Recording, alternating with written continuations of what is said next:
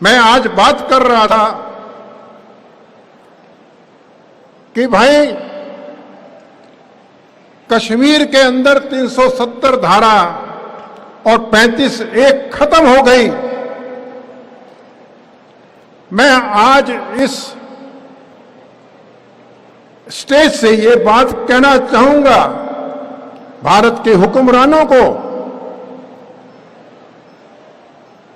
अरे भाई 370 धारा कश्मीर और भारत के अंदर एक पुल के समान थी। पुल, ब्रिज था, ब्रिज। वो इन नालायक हुक्मरानों ने तोड़ दिया। अरे ये तो एक पुल था, और पुल को जब तुम तोड़ दोगे तो याद रखना इसके कॉन्सिक्वेंसेस, इसके जो रिजल्ट निकलेंगे वो अच्छे नहीं होंगे। 370 धारा ने हमें और कश्मीर को जोड़ के रखा था। वो बगाने नहीं हैं,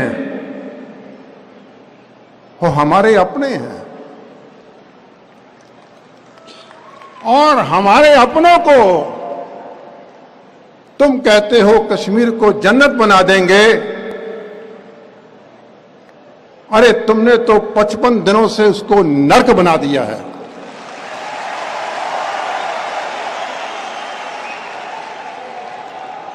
नर्क बना के रख दिया, नर्क।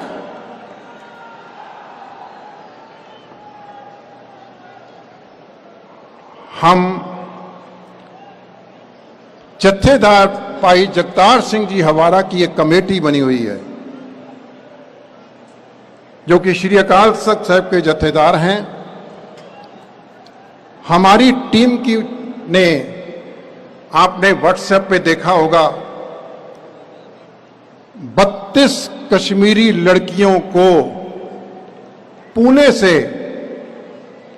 हवाई जहाज के जरिए हिफाजत से उन बच्चियों को हमने श्रीनगर पहुंचाया।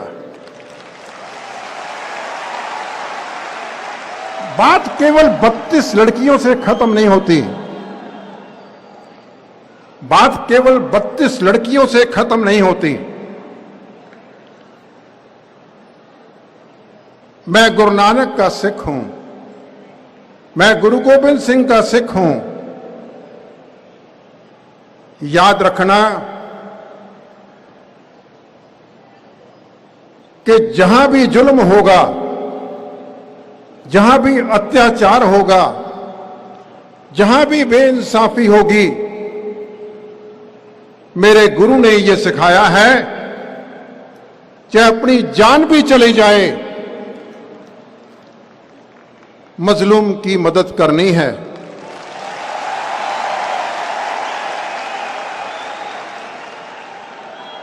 हम करेंगे मदद। जो भी कानून हमें रोकेगा, हम उसकी परवाह नहीं करेंगे। मैं आपसे एक बात कहना चाहता हूं। आप अल्लाह की इबादत करते हैं ना? बोलिए, करते हैं? अल्लाह से प्यार करते हैं और अल्लाह के नजदीक जाना चाहते हैं? तो एक फिर बात मेरी ध्यान से सुन के जाइएगा, मेरी बात ध्यान से सुन के जाइएगा। अल्लाह खुश होगा, अल्लाह आप पे और रहमत करेगा अगर आप बेइंसाफी के खिलाफ लड़ेंगे, अगर आप जुल्म के खिलाफ लड़ेंगे, अगर आप अन्याय के खिलाफ लड़ेंगे, अगर आप अत्याचार के खिलाफ लड़ेंगे, अगर करते हो अल्लाह से प्यार और अल्लाह की गोद में जाके बैठना चाहते हो, तो याद रखना, अल्लाह की गोद में आपको प्यार मिलेगा जब आप इन बातों को अपनी जिंदगी के अंदर अमली रूप में लेके आएंगे।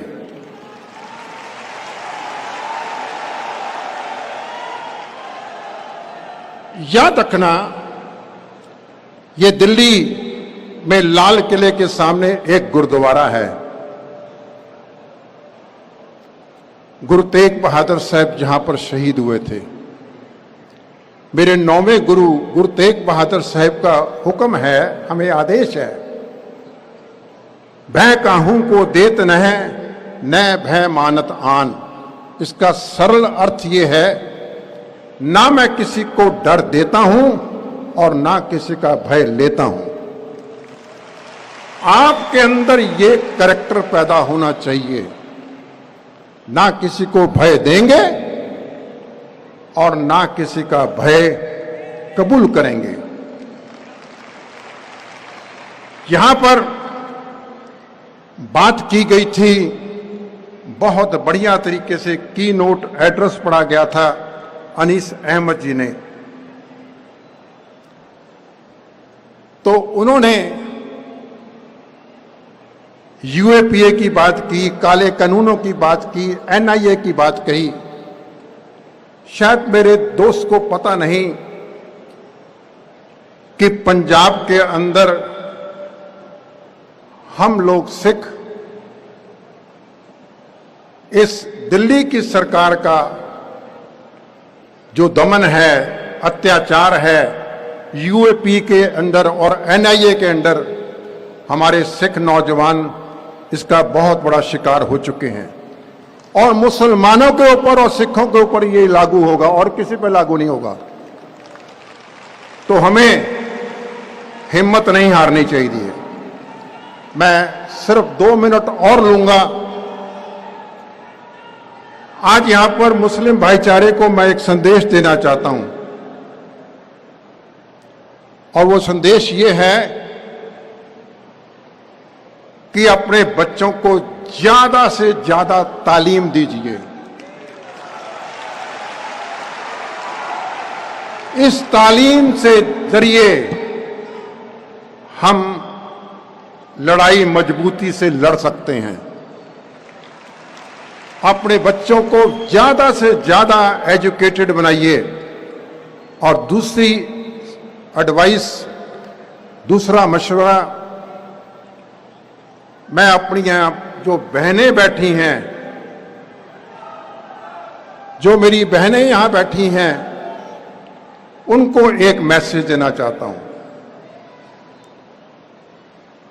किसी भी कौम की तकदीर बनाने के लिए,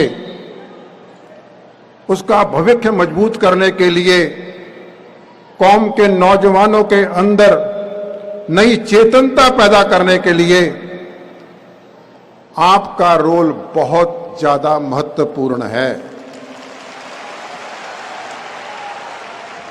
मैं आखिरी बात कर रहा हूं। नेपोलियन ने कहा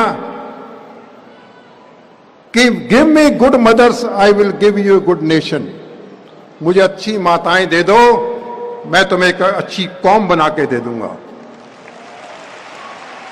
तो अगली बार जब यहां पर ये ऐसा इकट्ठ किया जाए, जलसा किया जाए, तो मेरी गुजारिश है अपनी बहनों को, बच्चियों को, बेटियों को, कि ये गिनती इनकी है, अगली बार ये गिनती कम से कम 10 गुना ज्यादा होनी चाहिए।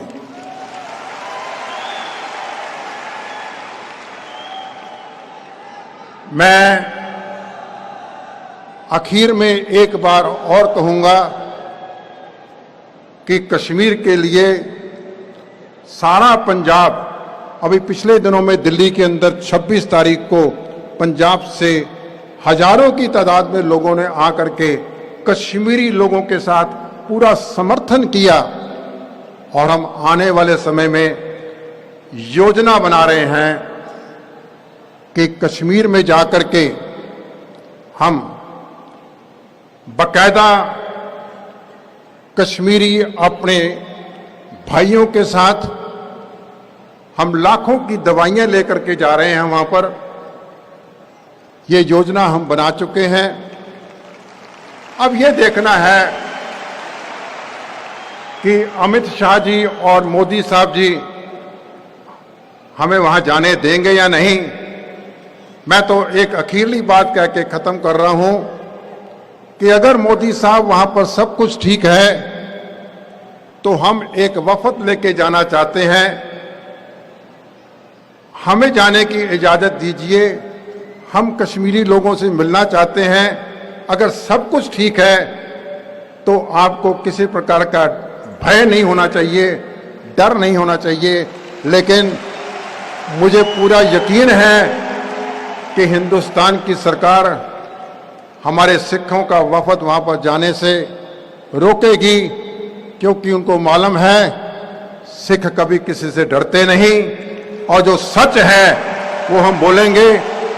मैं आखिर में फिर एक नारा लगाऊंगा, सिख मुस्लिम भाईचारा जिंदाबाद,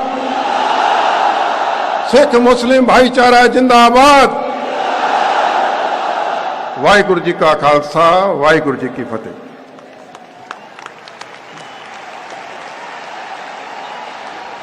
बहुत शुक्रिया डॉक्टर बलजिंदर सिंह साहब। ये थे खालसा कॉलेज अमृतसर के प्रोफेसर, इनका ताल्लुक अमृतसर से है।